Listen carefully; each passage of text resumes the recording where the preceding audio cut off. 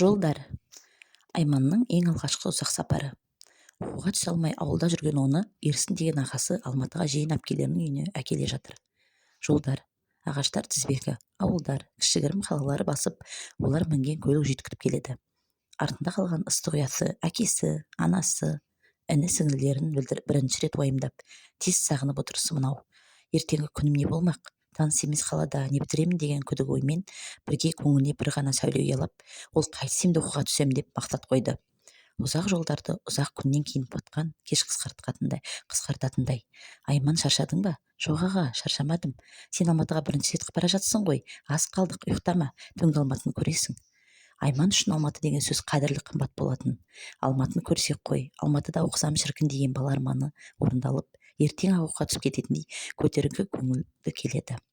Алматы деп жазылған белгіден де өтті. Даланы қараңғылық жаулап алыпты. Оларды таксист Саяхат автобекетінің дәл жанына түсіріп кетті. Жан-жақтары қызылды, жатылды, жарыққа толып, көліктері толып жатқан белгісіз әлемде Айманның аузы аңқайып, аң-таң айналасына қарауда. Көзіне түрлі жарнамаларды көрсетіп тұрған үлкен теледидар түсті. Белгісіз Алматы қаласы оның түсінігінде осылай тіріле бастады. Жиен әпкесінің үйіне жету үшін ағасы тағы да көлік тоқтатты.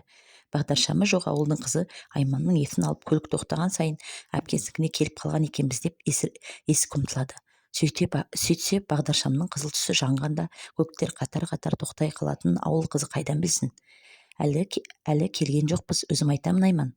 Бұл бағдаршам қалада көлік көп болғандықтан осылай тосуға, тәртіпке бағынуға тура келеді, деді. Айманның аздап беті қызарып кетті. Оны өзі сезді. Осы неге бетім қызарып кетеді екен деп іштей бетімен ұрысып қояды.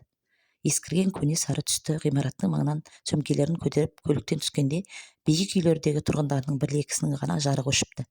Ағасы: келдік, әпкеміз мына үйдің 3-ші қабатында тұрады. Ал жүрейік, бізді тосып отырса керек.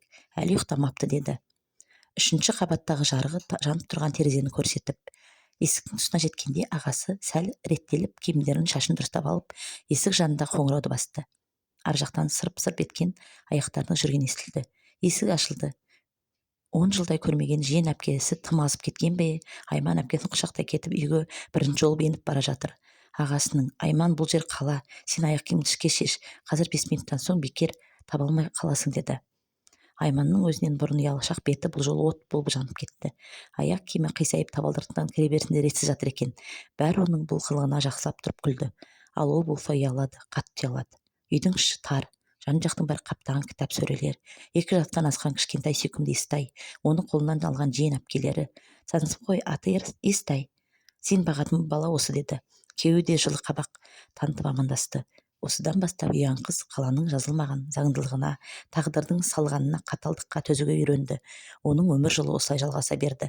Расы нағыз өмір басталды.